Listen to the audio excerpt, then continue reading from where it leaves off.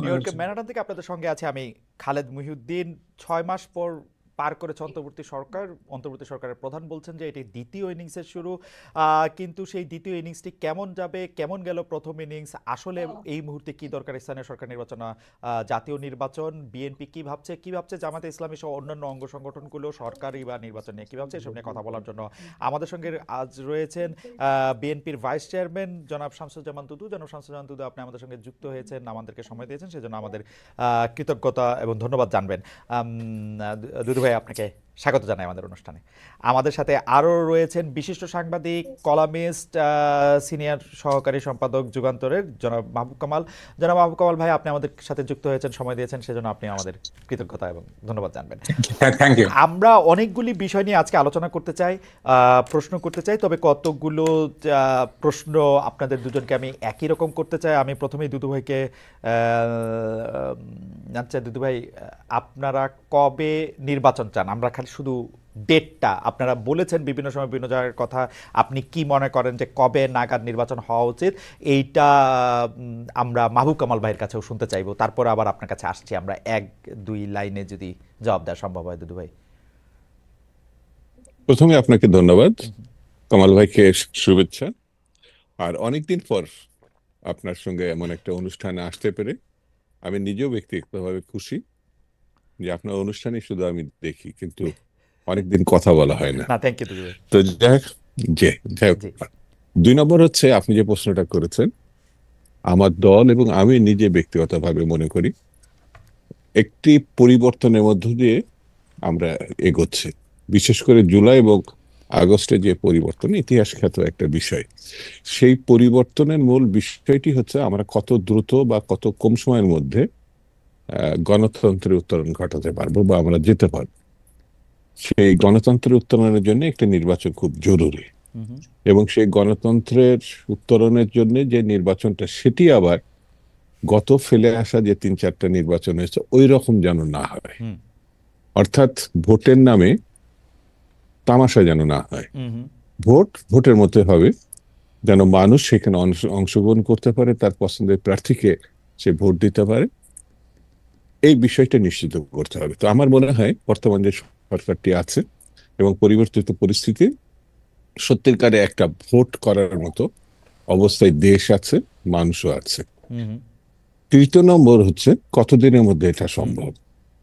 যত দ্রুত সম্ভব, আমার দল বলেছে যৌক্তিক একটি সময়ের মধ্যে সংস্কার যত কম বেশি করে এই যত দ্রুত সম্ভব। আর আমি ব্যক্তিগতভাবে মনে করি যে ডক্টর মোহাম্মদ ইউনূস সাহেব নিজেই সর্বশেষ যে বার্তাটা জাতিকে দিয়েছেন, ডিসেম্বরের মধ্যে, এই বছরের ডিসেম্বরের মধ্যে জাতীয় নির্বাচনটি হবে। আমি তার কথার উপর আস্থা রাখতে চাই এবং বিশ্বাস রাখতে চাই।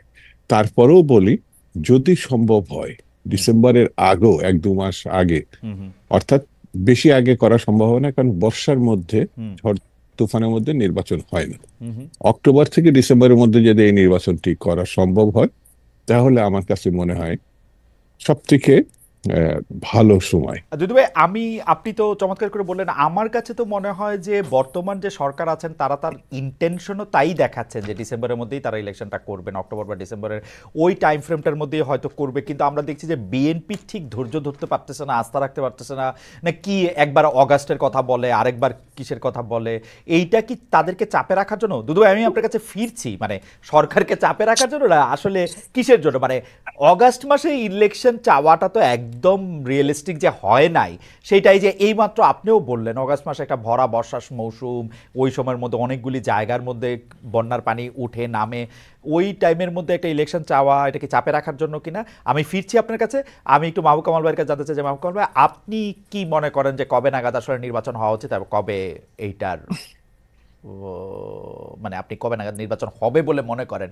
আমরা একটা জ্যোতিষী প্রশ্ন আপনার কাছে করতে চাই। না, শুনেন, আমি বাংলাদেশের পলিটিক্স নিয়ে কোনো প্রজেকশন দিতে চাই না। আচ্ছা, যারা বাংলাদেশের পলিটিক্স নিয়ে প্রজেকশন দেয় তারা আসলে পণ্ডিতি করেন। No projection. এমন একটা জায়গায় দাঁড়িয়ে গেছে বাংলাদেশ, এখানে 1 মাসের প্রজেকশন আপনি দিতে পারবেন না। হয়তো দেখা যাবে ইন ওয়ান ফাইন মর্নিং আপনি ঘুম থেকে উঠে দেখলেন, যারে এইভাবে তো আমি ভাবি নাই। সুতরাং এই ধরনের মানে পণ্ডিতি আমি করব না, নো প্রজেকশন।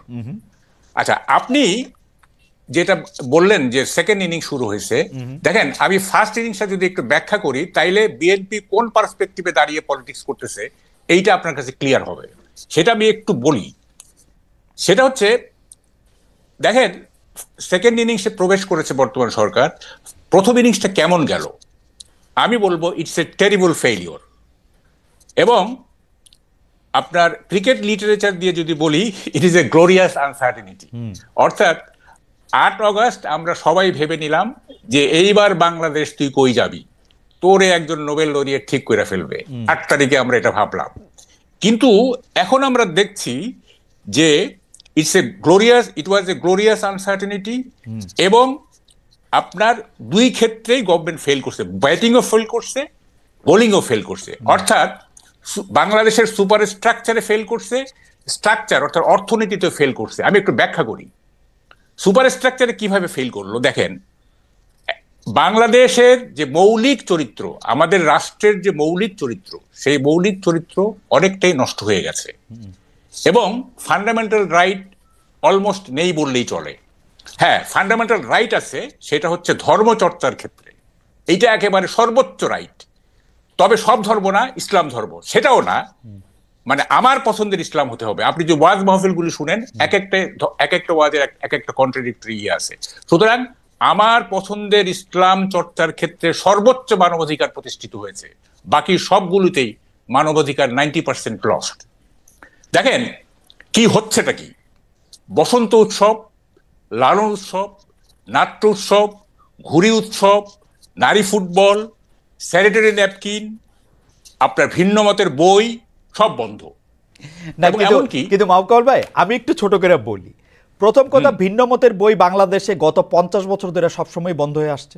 এটা আপনি আমার চেয়ে অনেক ভালো জানেন। দাউদ হায়দার, না ঠিক আছে, আচ্ছা ঠিক আছে, না না ঠিক আছে, আই এগ্রি। স্টল দেওয়া হয় না, স্যানিটারি ন্যাপকিন ওরা আবার বেচবে বলছে, দিবে, কোনো সমস্যা নাই। শুনেন, এগুলি আমি পরে ব্যাখ্যা করব। আপনি আপনার তো সময় নাই। এমনকি দেখেন উৎসব পালনের জন্য যে ফুল, সেই ফুল আমি আজকে একটা স্ট্যাটাস দিছি, ফুল তুমি আর ফুটবে না, যদি দলিত মথিত হতে চাও তাহলে ফুটবে, কিন্তু আমাকে কোনো দোষ দিতে পারবে না, ফুল তুমি আর ফুটবে না। দেখেন কালকে কি ঘটছে, এই বাচ্চাদের স্কুলে বাচ্চাদের আনতে যাওয়া হয়, সেখানে মহিলারা গিয়ে একসঙ্গে বসে চা খাচ্ছিল, সেটা নাকি মহিলারা একত্র হয়ে চা খেতে পারবে না, তাদেরকে ওখান থেকে উঠিয়ে দেওয়া হয়েছে।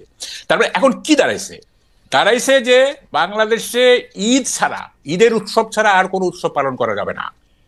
এবং এখন দেখেন এমন একটা অবস্থা দাঁড়াইছে যে আপনি যে কোনো কাউকে আপনি ভিকটিম করে ফেলতে পারবেন, যে কোনো কাউকে, এনিবডি ইন বাংলাদেশ। কিভাবে দেখেন, মানে একটা ইংরেজিতে একটা কথা আছে, if you want to kill a dog give him a মানে ব্যাড নেম। আপনি জাস্ট একটা বদনাম দিয়ে দিবেন, এই তুই ব্যাংকে টাকা রাখছিস, তুই সুদ খাস, তোর কল্লা যাবে, এই তুই রোজা রাখিস নেই কেন, আপনি বললেন যে আমি তো 2 বেলা ওষুধ খাই, চলবে না, বাস ভিকটিম হয়ে গেলেন আপনি। এরকম একটা অবস্থা দাঁড়ায় গেছে বাংলাদেশে। এবং দেখেন এই মানে আরেকটা বিষয় না, আমি যেটা বললাম যে আমি আবার আসবো আপনার কাছে, আপনি যদি ইলেকশনটা আপনি কবে চান সেটা যদি একটু বলতেন, আপনি প্রজেকশন না করতে চাইছেন, কারণ এই ব্যাপারগুলি খুবই গুরুত্বপূর্ণ বিষয়গুলো আপনি বলতেছিলেন যে আসলে না একটু না বুঝলে হবে না। তো ইলেকশন চেয়ে কি করবো আমি ইলেকশন দিয়ে কি করবো? আপনি জানেন স্ট্রাকচারের অবস্থা কি, মানে অর্থনীতির অবস্থা কি, ডু ইউ নো? আপনি তাইলে আপনি কেন শুনেন, আমাদের চোখের সামনে নির্বাচনের উঁচু দেয়াল, তাই আমরা পুরো বাংলাদেশটাকে দেখতে পাচ্ছি না। You are concentrating on the wrong point. I would rather say আপনি concentrate on the right point. হ্যাঁ, কোথায় মূল সমস্যাগুলি কোথায়? আপনি ইলেকশন দিয়ে কি করবেন? এই যে সংস্কার করতেছেন, এত কিছু করতেছেন, পলিটিক্যাল অ্যাডজাস্টমেন্ট না থাকলে, বিএনপির সাথে অ্যাডজাস্টমেন্ট না থাকলে, পলিটিক্স অফ অ্যাকোমোডেশন না থাকলে এগুলো কোনো মূল্য থাকবে? 72 কনস্টিটিউশনে কি আছে? একটা democratic constitution. Could it stop 4th amendment? Could it stop unconditional power of Zia and Ershad? Could it stop 15th amendment? একটা জেনারেল মনে করলো যে আমি টেক ওভার করবো, কনস্টিটিউশন সেটা আটকাইতে পারবে? সে তো ভাববেই না যখন কনস্টিটিউশনে কি লেখা আছে সেটা ভাববে না। আপনি কেন কনস্টিটিউশন নিয়ে এত কিছু চিন্তা করতেছেন, এত শ্রম দিচ্ছেন? আপনি পলিটিক্স অফ অ্যাকোমোডেশন করেন, আপনি পলিটিক্স অফ অ্যাডজাস্টমেন্ট করেন, তাইলে মাহবুব ভাই তাইলে- আমি মাহবুব ভাই আপনার সাথে কিন্তু আমি কিছুটা একমত যে আমরা আসলে যে ইলেকশন চাইতেছি, ইলেকশন চাইয়া যে আরেকটা দল ক্ষমতায় আসবে বা কয়েকটা দল ক্ষমতায় আসবে, এতে আমাদের কি পরিবর্তন হবে, কিন্তু আমি প্রশ্নটা করে রাখতে চাই মাহবুব ভাই, আপনি যেই ব্যাপারগুলির দিকে আপনি দৃষ্টি আনলেন, যে আপনি বললেন যে আমার ব্র্যান্ড বা আমার আর্ট অফ ইসলাম আমি পালন করতেছি, সেই অধিকার প্রতিষ্ঠিত হয়েছে ওয়াজ। তো আমি যদি বেশিরভাগ লোক তাই চাই, আমি যদি বেশিরভাগ লোক মনে করি রমজানের সময় আমি দোকানপাট বন্ধ রাখবো এবং অন্য কাউরে আমি খাইতে দিব না, বেশিরভাগ লোকের যদি ওইটাই চাওয়া থাকে, আপনি আমি এটা বন্ধ কেন করবো? বেশিরভাগ না লোক চাইতেছে। শুনেন, এটা তো আমি বেশিরভাগ বলি লোকের শুনেন, চাওয়া। আমি শেষ করতে দেন। From religious point of view কেউ বলতেই পারে যে আপনারা রমজানের সময় এটার পবিত্রতা রক্ষা করেন, এবং আমরা হয়তো মানলাম, কেউ মানলো কেউ মানলো না, এটা করতে পারে। কিন্তু মানে কোনো কিছুতেই আপনি আমার নিজের মত জনগণের মত বলে চালাইতে পারেন না, unless it is validated by referendum or it is validated by election, তাই না?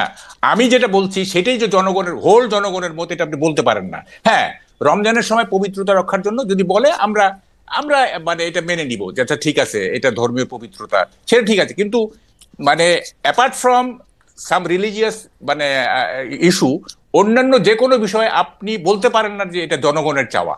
জনগণের চাওয়া বলতে গেলে আপনাকে রেফারেন্ডাম করতে হবে এবং আপনাকে ভোট করতে হবে। আপনি বলে দিলেন আমি জনগণ, তা আমিও তো বলতে পারি যে এটা জনগণের চাওয়া, তাই না? আচ্ছা কামাল ভাই, তো কামাল ভাই আমি আপনার কাছে আসি, আমি একটু দুদু ভাইয়ের কাছে একটা গুরুত্বপূর্ণ ব্যাপার নিয়ে আসি, তাহলে আপনার ইলেকশন নিয়ে আমি এবং জনগণের চাওয়া নিয়ে, কারণ আমি বিশ্ব রাজনৈতিক নেতৃবৃন্দ গত 200 বছর ধরে যারা তা দেখি, তাদের মতামতই তারা জনগণের মতামত বলেই চালায়। এটা বাংলাদেশেও চালায়, এইটা মার্কিন যুক্তরাষ্ট্রে, এখন আমি যেখানে বসে রয়েছি ট্রাম্প সাহেবও বলতেছে গাজার মধ্যে সে একটা সুপার বিচ বানাবে, মেক্সিকোর মধ্যে ওয়াল দিবে, এগুলি সবগুলি জনগণের নামে সে চালায়। সে বলে যে এটা একটা কালেকটিভ ইচ্ছা, আমরা সবাই মিলে আমেরিকারে বড় করবো, তাই তো করে, একটু সুন্দর করে করে আর কি।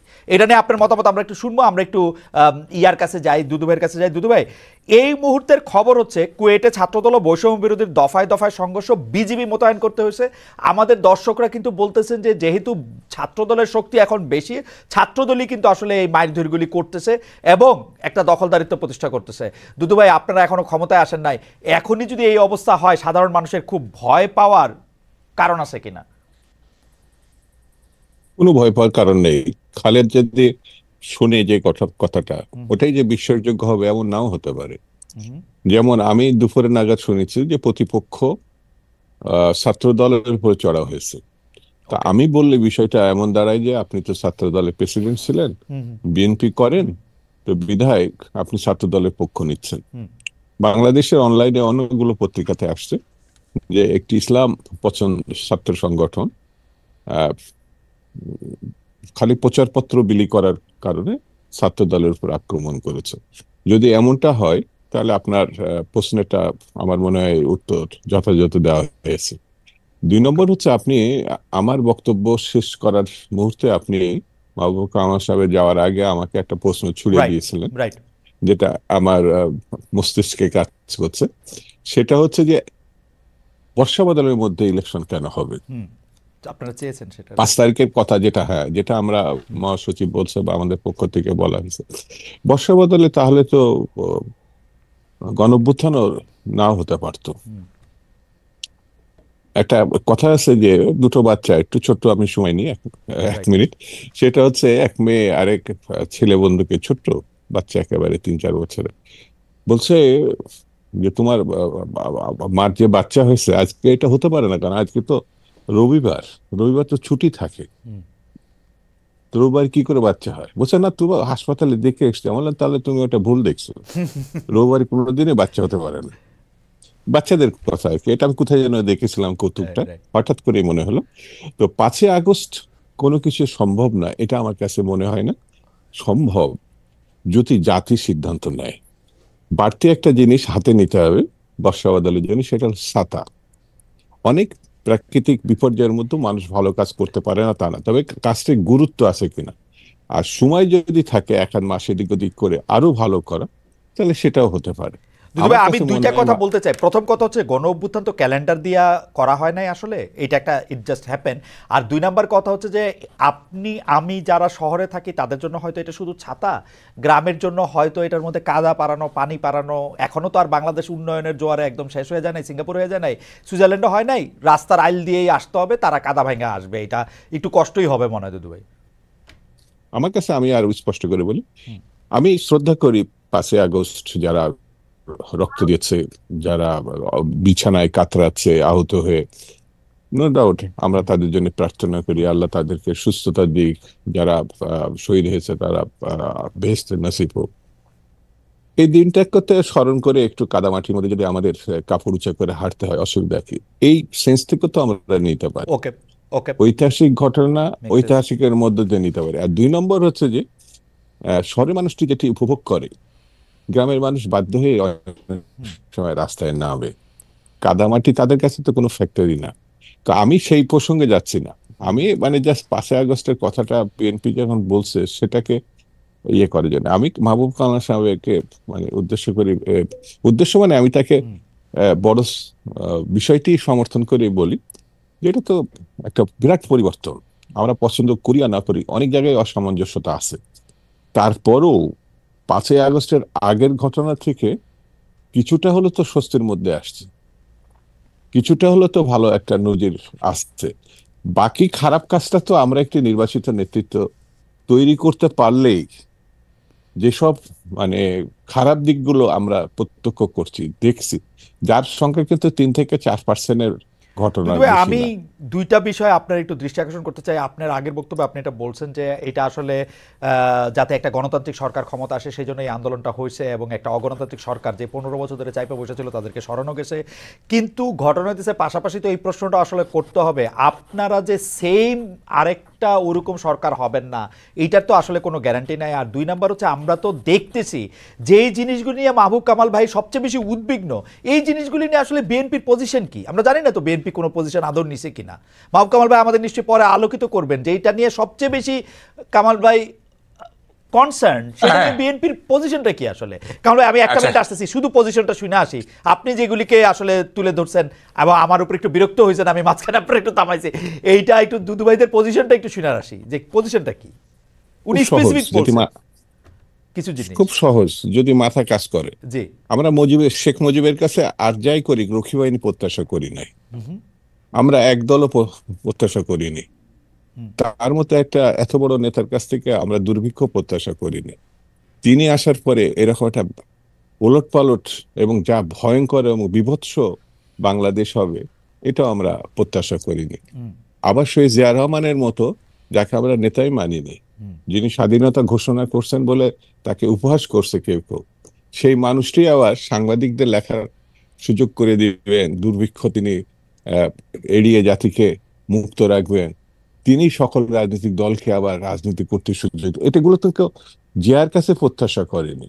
সেহেতু আগামী দিন এই প্রত্যাশা না করার ঘটনাই তো তিনি ঘটিয়ে গেছেন বিএনপির মধ্যে দিয়ে। বিএনপি যত সমালোচনায় হোক না কেন, বিএনপি এরকম একটি প্রায় 1.25 শতাব্দীর আপনার কাছে মনে হয় না দুদু ভাই সরকারি চাকরি থেকে এসে রাষ্ট্রের সর্বোচ্চ ক্ষমতাটা করা এটা বাংলাদেশের রাজনীতিতে এটা আসলে ঠিক হয় নাই, কাম মানে যেটাই যেরকমই পরিস্থিতি ছিল না হোক না কেন, এটা একটা ব্যাড প্রেসিডেন্ট সরকারি চাকরি থেকে আইসা।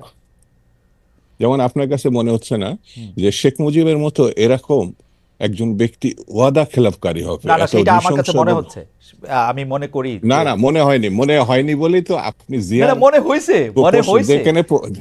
প্রশংসা।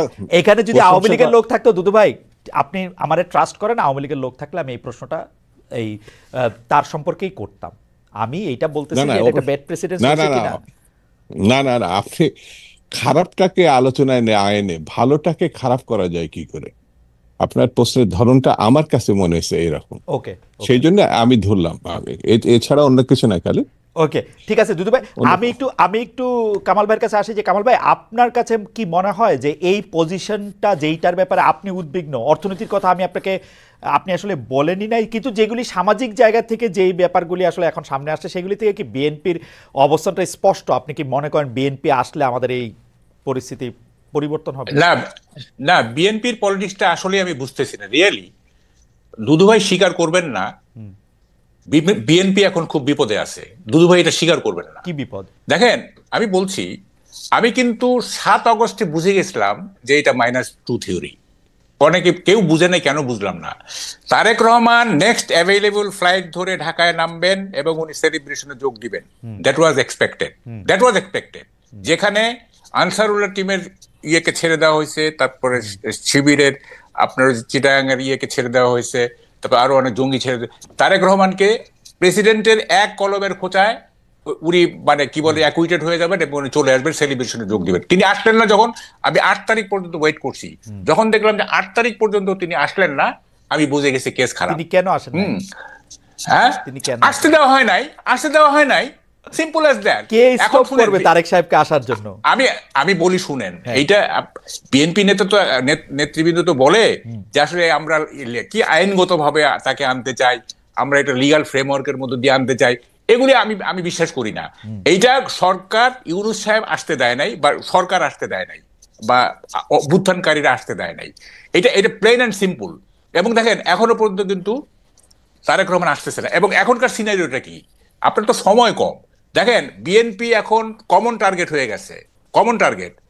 এখানে জামাত বিএনপির বিরোধিতা করতেছে, বৈষম্য বিরোধীরা বিএনপির বিরোধিতা করতেছে, সরকার বিএনপির বিরোধিতা করতেছে। এবং আজকে যে কুয়েটের ঘটনাটা, এটা খুবই সিগনিফিকেন্ট। আমি কয়েকদিন আগে তৃতীয় মাত্রায় বলে আসছি যে আমি একটা রক্তাক্ত বাংলাদেশের ক্যানভাস দেখতে পাচ্ছি, একটা রক্তাক্ত বাংলাদেশ। এবং সেইটা আমার এই প্রেডিকশন ভুল হওয়ার কথা, আমার কোনো প্রেডিকশনই ভুল হয় না, যাকগে অত ক্রেডিট নিতে চাই না আমি। কথাটা হচ্ছে যে একটা রক্তাক্ত বাংলাদেশের দিকে এগিয়ে যাচ্ছে। কামাল ভাই, আপনি এমন একটা কথা বলছেন যেটা আপনি আসলে আগেও আপনার লেখা এটার মধ্যে ইঙ্গিত আছে, কিন্তু আমি এই কথাটার সাথে সাংঘাতিক রকমের দ্বিমত পোষণ করি। আমি মনে করি তারেক সাহেব বাংলাদেশে এখন ফিরে নাই, এটা তারেক সাহেবের চয়েস। উনি কেন ফিরতেছে না সেটা দুদুভাই কিছুটা হইলে বলতে পারবে, কিন্তু বৈষম্য বিরোধী ছাত্র আন্দোলন বা ডক্টর ইউনূস তাকে ফিরতে দিতেছে না, এই ক্লেমটার পক্ষে আপনার যুক্তিটা কি? দেশ চালাতেছে এখন বিএনপি, প্রত্যেকটা জায়গায় চাঁদার থেকে শুরু কইরা সচিবদের মধ্যে বিএনপিরে সালাম না দিয়ে সচিব হইতে পারছে কেউ? শুনেন বিএনপিকে না, আমার একটা হচ্ছে যে আপনি একটু অন্যভাবে বলছেন। সরকারি সবকিছু দখল করতেছে জামাত, আর বেসরকারি জিনিস দখল করতেছে না। জামাতের কাছে গেছে হচ্ছে স্কুল কলেজ, না অন্যান্য ক্ষেত্র গেছে। যাই হোক, এখন সেটা কথা না। কথাটা হচ্ছে যে এই মুহূর্তে যদি তারেক রহমান বাংলাদেশে আসে, হ্যাঁ, তাইলে মানে উনি পুরো জিনিসটা ওনার গ্রিপে চলে আসবে, হোল নেশন তার পিছনে চলে যাবে। তারপরও কেন উনি আসতেছেন না? কি কারণে?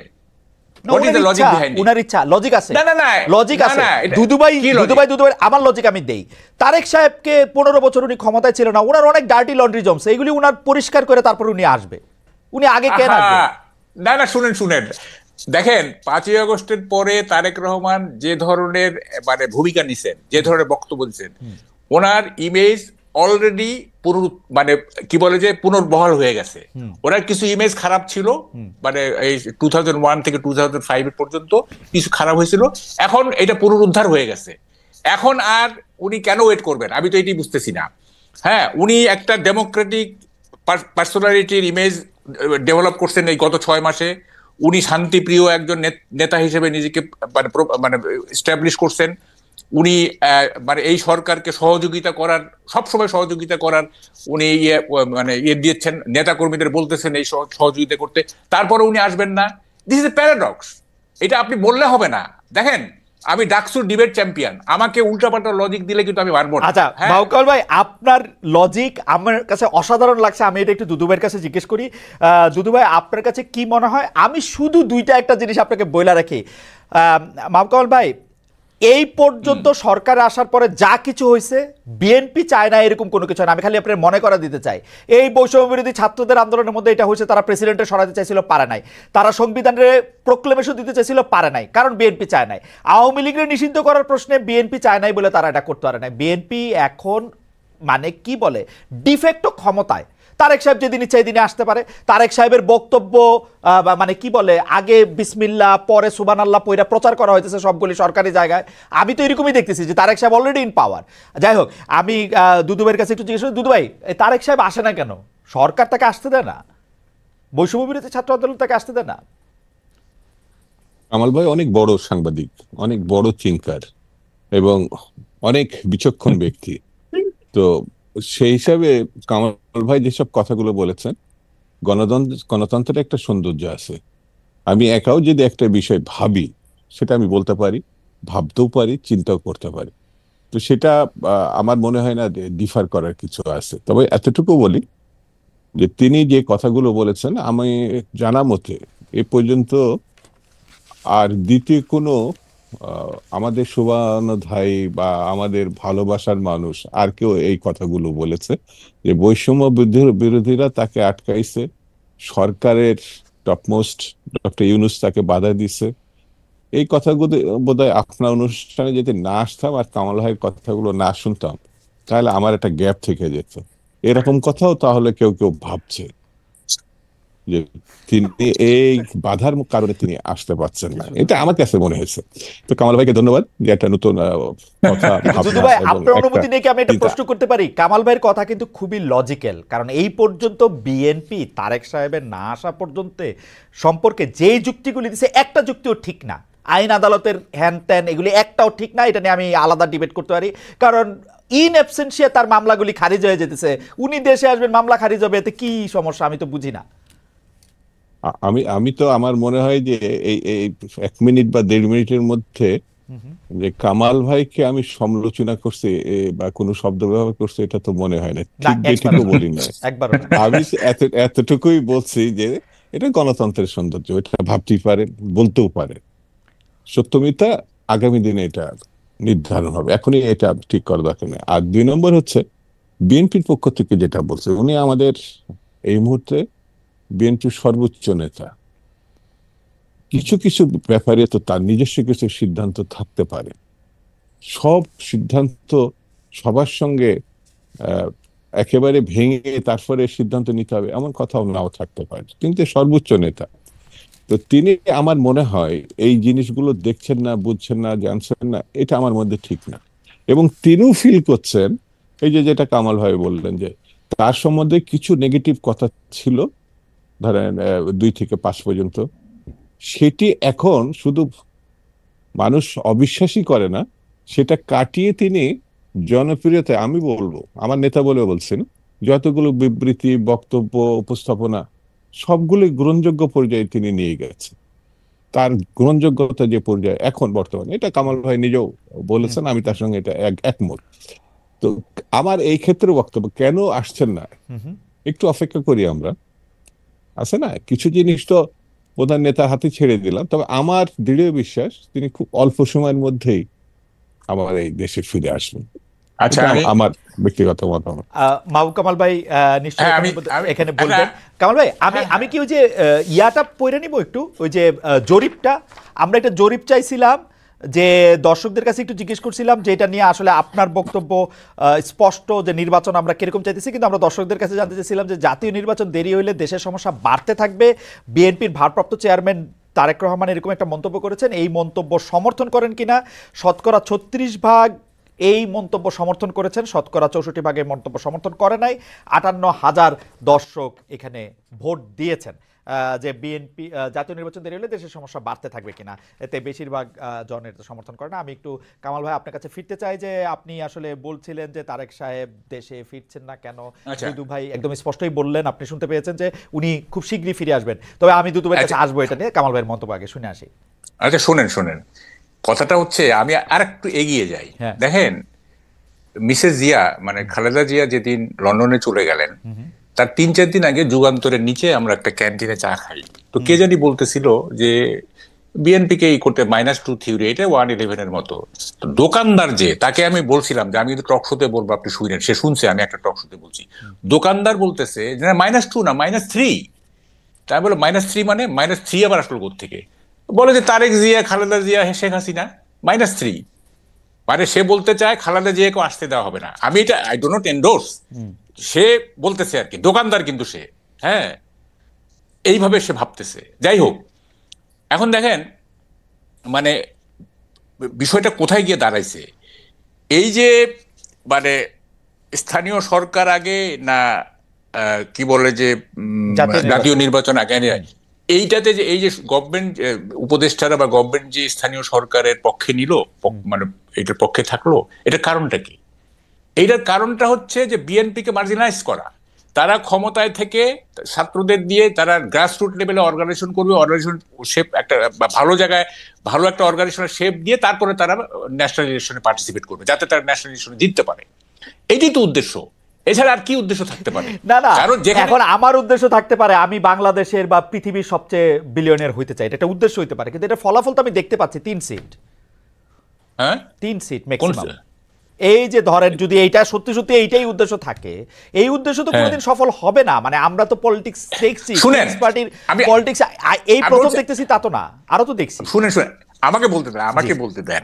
আমি তো বলতেছি বিএনপির সবচেয়ে খারাপ ক্যান্ডিডেটের সাথে একজন ইনফ্লুয়েন্সিয়াল সমন্বয়ক জিতে আসুক দেখি। দেখেন, রাজনীতি এবং নির্বাচন কিন্তু দুইটা ভিন্ন জিনিস। 91-এ আওয়ামী লীগের মিছিলের ঠেলায়, মিটিং এর ঠেলায় আমরা টিকতে পারি নাই। সবাই বলতেছে যে 220টার উপরে পাবে Awami League. I was the loan, যে আমি বলছিলাম যারা বিএনপি জিতবে। হ্যাঁ, এবং দেখেন সাইলেন্ট ভোট হয়ে গেল এবং বিএনপি জিতে গেল। জনসভা দিয়ে কখনোই মানে রাজনীতি দিয়ে এটা দিয়ে ইলেকশন মাপা যাবে না, ইলেকশন মাপা যাবে না। তো ফলে এই যে তারা শ্রম দিচ্ছে না, এই যে এত শ্রম দিচ্ছে এবং এর পিছনে বহু টাকা যাবে, বহু চাঁদা, মানে চাঁদা দিবে লোকজন, ভালোবেসে চাঁদা দিবে।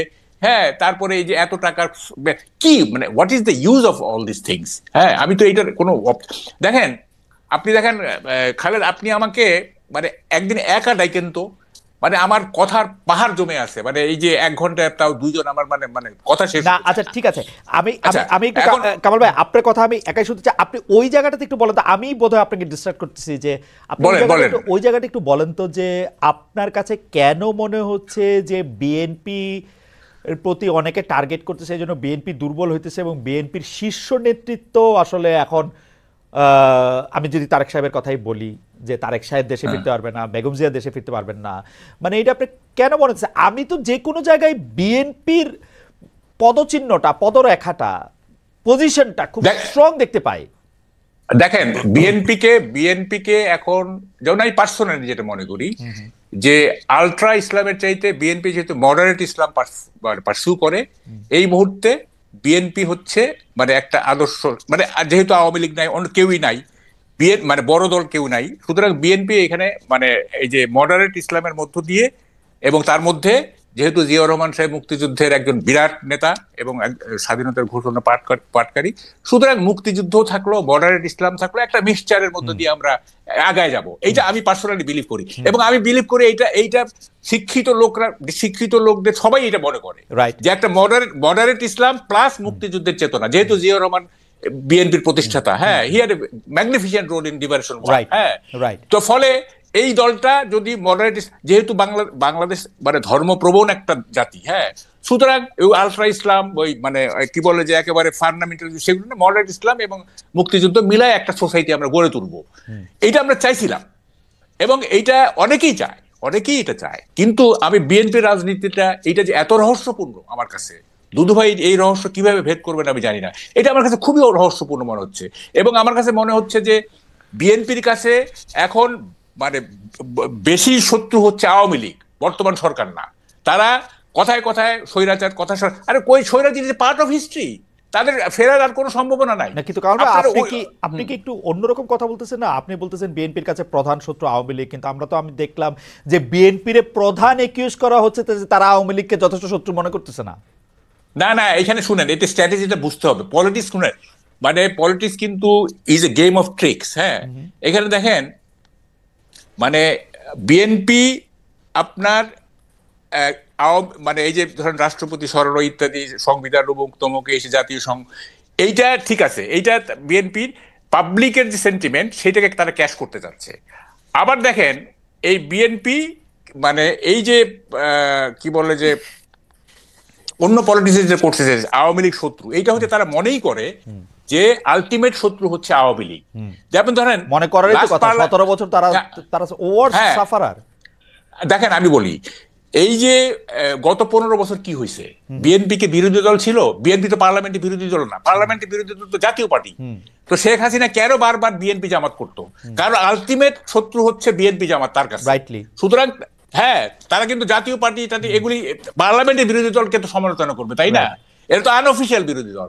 তা আনঅফিসিয়াল বিরোধী দলকে যখন আপনি আক্রমণ করতেছেন, তাহলে আপনি বুঝতে হবে যে উনি বিএনপি, এটার ব্যাপারে কোনো সন্দেহ নাই। আপনি বিএনপি কে আপনি বলতেছেন যে বিএনপি এখনো তাই, রাইট, এখন আমার কাছে তাই মনে হচ্ছে যে একটা ইতিহাস, হ্যাঁ একটা ইতিহাসের অংশকে, যে অংশটা ইতিহাসের পার্ট হয়ে গেছে, হ্যাঁ সেইটাকে যদি আপনি বর্তমান প্রেক্ষাপটে লিঙ্ক করেন, হ্যাঁ, এবং যে আপনারা তো দেখতেছেন যে প্রধান বাধা হচ্ছে সরকার, ইলেকশন দিচ্ছে না, দিচ্ছে না।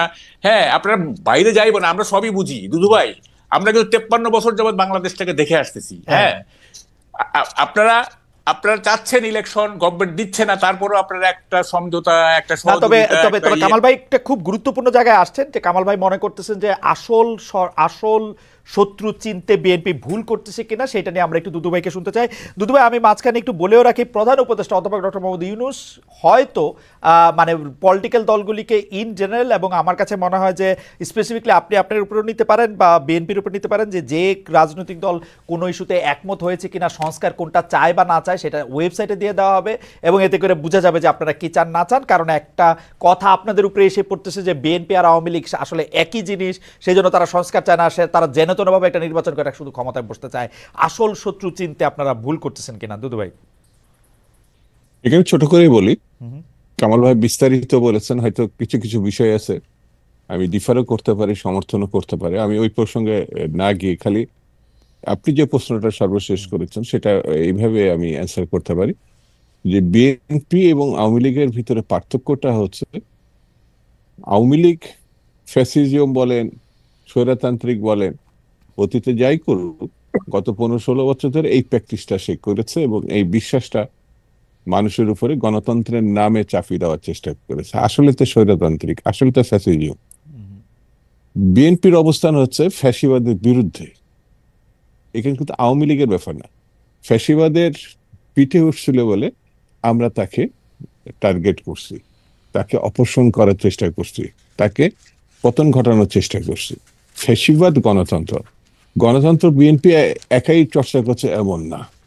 এখানে বিএনপির সঙ্গে অনেকগুলো রাজনৈতিক দল বিভিন্নভাবে তারা তাদের সামর্থ্য অনুযায়ী ভূমিকা রেখেছে।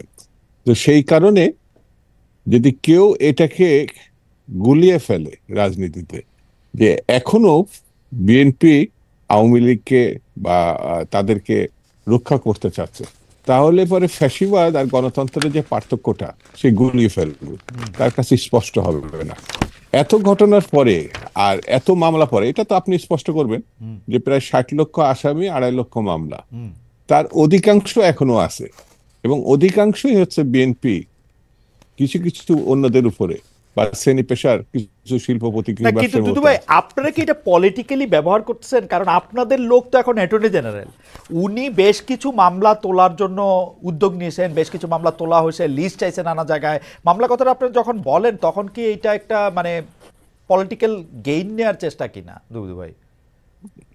পলিটিক্যাল গেনের থেকে একটা কথা বলি, আমি কন্যা সন্তানের পিতা, আমি তাকে লালন পালন করছি, যখন বিয়ে দিই না, সে আরেকটা পরিবারের সদস্য, রাইট, এবং সেই পরিবারের সদস্য হিসাবে সে সেই পরিবারকে গুরুত্ব দেয়, তার স্বার্থকে বড় করে দেখে।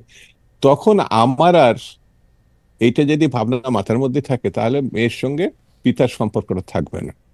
তো আমার সঙ্গে তো অনেক লোকই ছিল, অনেকভাবেই ছিল। তো সে আরেক জায়গায় গিয়ে যদি অ্যাটর্নি জেনারেল হয়, সে এখনো বিএনপি করে, তো বিএনপি করলে তো সে অ্যাটর্নি জেনারেলই হতো না। এটা আমার ধারণা যে সে তার মতো করে চিন্তা করে সে ওই জায়গায় গেছে।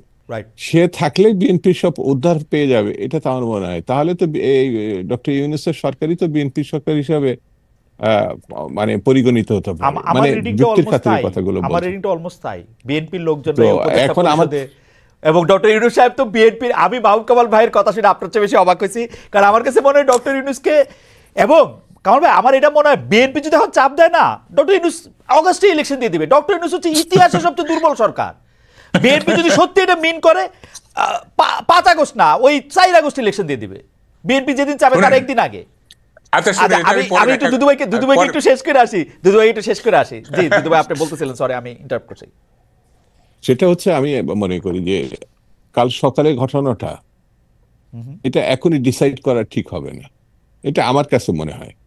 আমি এখানে যেখানে বসে আপনার টকশোটা করছি, আপনার সঙ্গে দেখা আছে, মাহবুবাই কথা শুনছে, আপনার কথা শুনছে, এটা ভবিতব্য একটা বিষয়। কালকে সকালে কি হবে আপনি ধর্মের দিক থেকেও অনিশ্চিত, বাস্তবতার দিক থেকেও অনিশ্চিত। সেহেতু আমরা আগামী সময়ের কথাটা ধারণার উপরে বলছি, অতীতকে সামনে নিয়ে। তো সেই কারণে বিএনপি মানে চাপ দিলে সব হয়ে যাবে, বিএনপি মানে চাইলেই সব হয়ে যাবে, এই কথাটা এখনই বলে বিএনপির উপরে সব দায়িত্বটা তুলে দেওয়া আমার মনে হয় যৌক্তিক হবে না। বিএনপি একটি মানে আলাদা রাজনৈতিক দল, বড় দল, অতীতে সে সরকার পরিচালনা করেছে। কিন্তু আপনি একটু আগেই বলেছিলেন যে সচিবালয় বা বিভিন্ন জায়গায় বিএনপি না অন্যরাও এটা নিয়ন্ত্রণ করছে, কিন্তু বিএনপি সব কন্ট্রোল করছে, এটা যেটা আপনারা বলছেন। আমার ধারণা আমার থেকে কম ইনফরমেশন আপনার কাছে নাই। শিক্ষা মন্ত্রণালয় আমার কাছে যে থেকে শুরু ইনফরমেশন, করে সচিবালয় বা আমলাদেরকে বিএনপি এবং জামাতি আসলে নিয়ন্ত্রণ করতেছে, বিএনপি বেশি, জামাত অল্প অল্প বিস্তর আর কি। আপনার কাছে তো মনে হয় একই তথ্য আছে, বিএনপি দুদু ভাই, না না না মানুষ আপনাকে তদবির করে না। আমার বন্ধু, আমি বলি, আমি তো সরকারি চাকরি কিছুদিন করছি, আমার বন্ধুরা তো আপনার কাছে এসে তদবির করার কথা ভালো পোস্টিং পাওয়ার জন্য, যারা এখন আমি একটু আপনার বাধাই দিই। সেটা হচ্ছে এই জন্যে যে আমি বলার আগ পর্যন্ত আপনি পুরোটাই বিএনপি মানে নিয়ন্ত্রণে বলছিলেন, আমি বলার পরে জামাতকে যুক্ত করছেন। আমি যদি আবার 5 মিনিট বলতে পারি তখন হয়তো অন্যান্যদেরকে আমাকে দেন খালেদ কামাল ভাই একটা মিনিট। এটা দুদু ভাই হচ্ছে এটা বলছে। দুদু ভাই, আমি কিন্তু আসলে বিএনপি কে মনে করি যে বিএনপি এই ফোর্সটার লিডিং একটা জায়গায়, জামাতকে আমি বিএনপির বড় শত্রু মনে করি না, এটা নিয়ে আমি পরে আসছি। কামাল ভাই কি বলতেছে? কামাল ভাই আপনি যদি একটু 2-3 মিনিটের মধ্যে একটু বলেন। না দেখেন, এই যে ফ্যাসিবাদের কথা উঠলো না, দেখেন আমি একটু বলি, দেখেন কতগুলি মানে টার্মিনোলজি আছে, একটা ফ্যাসিজম, একটা টিরানি, একটা অটোক্রেসি, একটা টোটালিটারিয়ানিজম। দেখেন এটা প্রত্যেকটা এই শব্দগুলি কিন্তু একটা ডিফারেন্ট কনোটেশন আছে। ফ্যাসিজম হচ্ছে আপনার sovereignty of state over its population, এটা হচ্ছে ফ্যাসিজম। জনগণের উপরে রাষ্ট্রের সার্বভৌমত্ব, রাষ্ট্রের উপরে জনগণের সার্বভৌমত্ব নয়।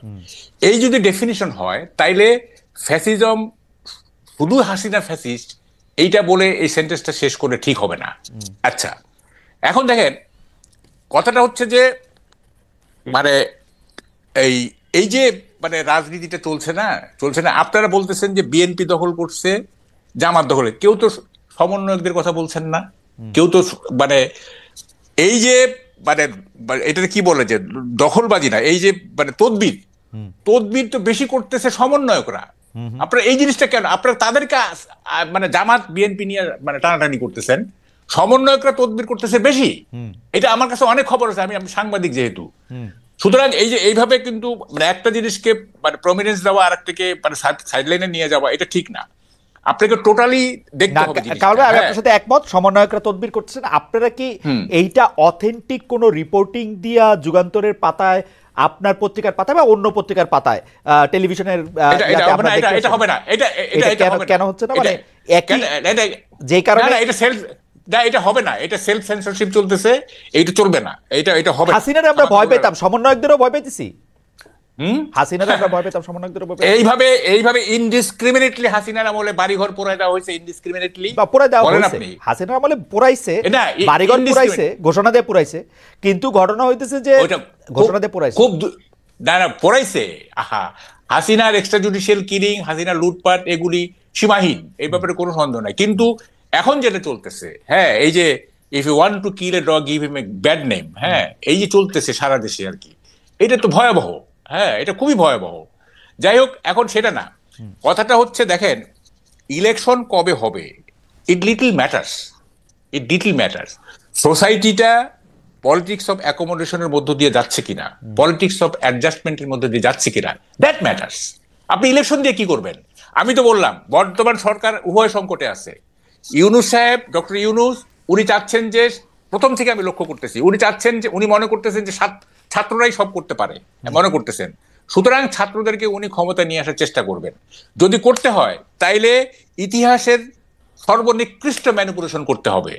হাসিনার আমার বুথ ক্যাপচারিং হয় নাই, রাতের ভোট দিনে হয়েছে, তারপরে জাল ভোট হয়েছে, এই হয়েছে। আচ্ছা শুনেন না, কিন্তু কামাল ভাই ইউনূস সাহেবের কি লাভ ছাত্রদেরকে ম্যানিপুলেট করে ক্ষমতায় নিয়ে আসলে? আরে শুনেন, এক একজনের সাইকি এক এক রকম।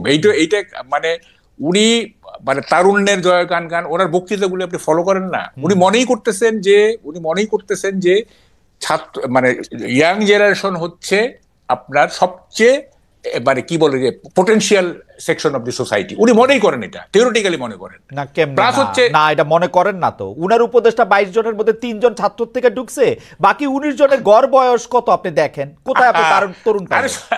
না শুনে এই যে আপনারা কথা বলেন না, এইটা তো অ্যাডভাইজারি কাউন্সিলটাকে তো অ্যাকসেপ্টেবল করতে হবে ন্যাশনের কাছে। আপনি সব ছাত্র নিয়ে নিলে তো এটা অ্যাকসেপ্টেবল হবে না। ছাত্র না, তরুণ নিবেন। তরুণ তো নিচে 3 জন, তাদের তো নিচে, তারা তো ফ্রন্ট লাইন থেকে পাহারা দিছে, সেজন্য তাদের নিচে। বাকিদের উনি যাদের ইচ্ছা করে নিছে, সেই এই 3 জন তো তারে নিয়োগ দিছে। 19 জন, বাকি 19 জনের ঘটনা কি? না এটা আপনাকে তো মানে এমন একটা অ্যাডভাইজারি কাউন্সিল করতে হবে। সেই অ্যাডভাইজারি দেখেন, আপনি যে বলতেছেন এই অ্যাডভাইজারি কাউন্সিলে তো ইউনূস সাহেব নিজের লোক বেশি নিছেন, তাই না? গ্রামীণ ব্যাংকের লোক, চিটাগাংয়ের লোক, এগুলি নিছে। হ্যাঁ, তরুণ নেয় নাই, কিন্তু উনি দেখা গেল যে উনি ওনার পার্সোনাল ইন্টারেস্ট সার্ভ করছেন। 3 জন তরুণকে নিয়ে ওনার যে তারুণ্যের প্রতি ওনার যে এক ধরনের কি বলে যে বায়াস, সেইটা উনি করলেন, মানে ম্যাটেরিয়ালাইজ করলেন। আবার ওনার যে ঘনিষ্ঠ লোকজনগুলি গ্রামীণ ব্যাংক বলেন তাদেরকেও অ্যাকোমোডেট করলেন। তার মানে উনি ওনার যে ওনার সাইকির রিফ্লেকশন হচ্ছে এই অ্যাডভাইজারি কাউন্সিল। হ্যাঁ, এইটা আমরা বুঝে গেছি। এখন কথাটা হচ্ছে সেটা না। এখন আমি যেটা বলতেছিলাম, যদি ম্যানিপুলেট করে মানে এই ইলেকশন, মানে তাইলে কিন্তু কি বলে যে হাসিনার প্যারালাল হয়ে যাবে ইউনূস সাহেব, যে হাসিনা এটা করছে, এই গভর্নমেন্ট এটা করছে। ফলে যদি করে আর কি, আমি বলতেছি আমি এটা ফর আর্গুমেন্ট সেক। আচ্ছা, আপনার এই আশঙ্কা হইতেছে যে উনি করতে পারবে, মানে আসল কথা হচ্ছে এটা যে উনি করতে পারবে। হ্যাঁ, আপনি কি বলতেছেন? ছাত্ররা, আমি বলতেছি ছাত্ররা যে এখন ডমিনেট করতেছে সোসাইটিকে, এটা কি আপনি অস্বীকার করেন? করবেই, ছাত্ররা যে ডমিনেট করছে, যে ক্ষমতা থাকে সেই ডমিনেট করে। আচ্ছা, তাহলে ছাত্ররা যেহেতু এখন দৃশ্যমান, ছাত্ররা ডমিনেট করতেছে। হ্যাঁ, এই রাজুতে আয় তো, এই উত্তরা যাচ্ছি তো, এই যাচ্ছি, সেই তারা করতেছে। এখন তারা যেহেতু দল গঠন করতেছে, they will fight up to their last to win over the election. তারা চেষ্টা করবে, অথবা বিএনপির সাথে একটা জোটে ঢুকতে বড় জোর। সেইটা হ্যাঁ, সেইটা যদি একটা ওটাকে কি বলে যে এক ধরনের হয়তো শুরু করছে। হ্যাঁ, না যদি এরকম হয়, আচ্ছা ঠিক আছে, বিএনপি তো এখন মানে ক্ষমতা নিতে হবে, বিএনপি যদি বলে আচ্ছা ঠিক আছে তোমরা 50টা সিট নিয়ে যাও, ঝামেলা করো না। 50? হ্যাঁ, বলতেছি আর কি, 50-এর নিচে রাজি হবে না। আপনি 10টা এরা রাজি হবে, আপনি প্রশ্নই উঠে। বিএনপি বড় জোর। আমি জানি না আপনি আসলে ছাত্রদের ক্ষমতাটাকে অনেক বেশি বড় করে দেখতেছেন। না, আমি শুনেন না, ডোন্ট মিসআন্ডারস্ট্যান্ড মি। আমি তো কিছুক্ষণ আগে বললাম যে বিএনপির সবচেয়ে খারাপ ক্যান্ডিডেট সাথে একজন সমন্বয়ক জিতে আসুক। আপনি ভুলে গেলেন কেন? এটা তো আমি বললামই, কথাটা সেইটা না। দেখেন, মানে সমাজে বিশৃঙ্খলা তৈরি করতে হলে কিন্তু বা মানে করতে গেলে কিন্তু লাখ লাখ লোকের দরকার হয় না, হাজার হাজার লোকের দরকার হয় না। হ্যাঁ, some thousands people can create a great chaos, তাই না? সুতরাং মানে আগামী ইলেকশনে ছাত্ররা they will fight up to their last to win over the election. এটা তারা চেষ্টা করবে, এবং সেখানে গভর্নমেন্টের এক ধরনের প্যাট্রোনাইজেশন থাকবে, এটা আমি বুঝতেছি। গভর্নমেন্টের এক ধরনের প্যাট্রোনাইজেশন থাকবে, এবং ক্ল্যাশটা কিন্তু মানে ট্রায়াঙ্গুলার হবে আর কি, আমার মনে হচ্ছে। কামাল ভাই, আমি শুধু আপনার দৃষ্টি আকর্ষণ করতে চাই, গত কয়েকদিন ধরে একটা রাজনৈতিক দল ছাত্ররা করবে, সেটার মধ্যে আমরা দেখতেছি প্রথম পদ ছাড়া বাকি 3 পদে কে আসবে সেইটাই তারা এখনো ঠিক করতে পারতেছে না। গভর্নমেন্ট থেকে আমরা ওদেরকে প্যাট্রোনাইজ করতেছি, এরকম কোনো কিছু আমরা এখন পর্যন্ত দেখি নাই। মানে আমি আবার আসবো আপনার কাছে। মানে আপনি যেইটাকে গভর্নমেন্টের পার্টি মনে করতেছেন, যে ছাত্রদের পার্টি হলো গভর্নমেন্ট, আমার কাছে ইউনূস সাহেবরে অনেক বেশি বিএনপির প্রতি, জামাতের প্রতি অনেক বেশি আমার কাছে টিল্টেড মনে হচ্ছে। এটা দুদুভাই কইতে পারবে। দুদুভাই, আমি আপনাকে যে প্রশ্ন করছিলাম আপনি আসলে বলার একটু সময় পান নাই। সেই প্রশ্নটা হচ্ছে যে ওই যে ওয়েবসাইটে দিয়ে দিতে হবে ডক্টর ইউনূস, অনেকে বলতেছেন যে এটা ওনার একটা মাস্টার স্ট্রোক হয়েছে, যেহেতু আপনারা খুব বেশি সংস্কার করবেন না, সেহেতু এখানে ওয়েবসাইটে কিছু দিতে পারবেন না। আপনারা কি মনে করেন যে আপনারা আসলে কি সংস্কার চান, এবং সেটা ওয়েবসাইটে আপনারা দিতে পারবেন কিনা, মানে পাবলিকলি আসলে আপনারা বলতে পারবেন কিনা? প্রথম কথা হচ্ছে যে ডক্টর মোহাম্মদ ইউনূস সাহেব উনি খুব আধুনিক একটা মানুষ। ওনার পোশাক আশাক, কথাবার্তা, চাল চলন, হুম, লেখাপড়া, এটা আমার কাছে এই যে 111-এর পরে তিনি SMS এর মাধ্যমে হুম, হুম, তিনি যে একটা পার্টি করতে চাইছিলেন, হুম, হুম, তো SMS এর মধ্যে দিয়ে তিনি মানুষের মতামত নিবেন টিবেন, এগুলো দিকে আগ্রহ ছিলেন। পরে এই 27 দিনের মাথায় তিনি এই পার্টি আর করেননি। তো সম্প্রতি তিনি একটা বিদেশি পত্রিকার সঙ্গে সাক্ষাৎকার দিয়ে বলেছেন যে ছাত্রদের মানে শিক্ষার্থীদের আহ, যে স্বপ্নগুলো, যে আকাঙ্ক্ষাগুলো, হুম, সেগুলো পূরণের জন্য তাদেরকে একটি দল গঠনের প্রয়োজনীয়তা পড়তে পারে এবং এগিয়ে যেতে হবে। হুম, অর্থাৎ ছাত্ররা যেমন ভাবছে, তিনিও সেটাকে আরো বেশি আহ, গুছিয়ে কাজ করার জন্য তিনি তাদের প্রতি সমর্থন। এর আগে তিনি এটা দাবি করেছেন যে এই সরকার বা তার আহ, যে ক্ষমতা অধিষ্ঠিত, এটা ছাত্রদের জন্য সম্ভব হয়েছে। অর্থাৎ তিনি একটি রাজনৈতিক দল প্রত্যাশা করছেন এবং হুম, সেটি শিক্ষার্থীরা, এর আগে শিক্ষার্থীদের কাছে কেউ দল চায় না, আন্দোলন চাইছে, হুম, বিপ্লব চাইছে, হুম, মুক্তিযুদ্ধ চাইছে। হুম, হুম, কিন্তু শিক্ষার্থীরা দল গঠন করবে এই অবস্থা কেউ ক্লাসরুমে, ইন্টারমিডিয়েট অথবা হাই স্কুলের ছাত্ররা, কারণ অনেকেই কিন্তু এই আন্দোলনে হাই স্কুলের ছেলেও শহীদ হয়েছে, এমনকি শিশুরাও প্রায় 100-এর অধিক তারা শহীদ হয়েছে। হুম, সেই জন্য শিশুরাও যদি রাজনৈতিক দল গঠনের প্রশ্ন ওঠে বা তাদের সঙ্গী হতে চায়, আশ্চর্য হওয়ার কিছু নাই। হুম, এবং সেটা ডক্টর মোহাম্মদ ইউনূস সাহেব সেটা সমর্থনও দিয়েছে। জি, আমার কাছে আমার কাছে বক্তব্য হচ্ছে তিনি একটি নিরপেক্ষ সরকার হিসাবে কিন্তু সরকারে আছে।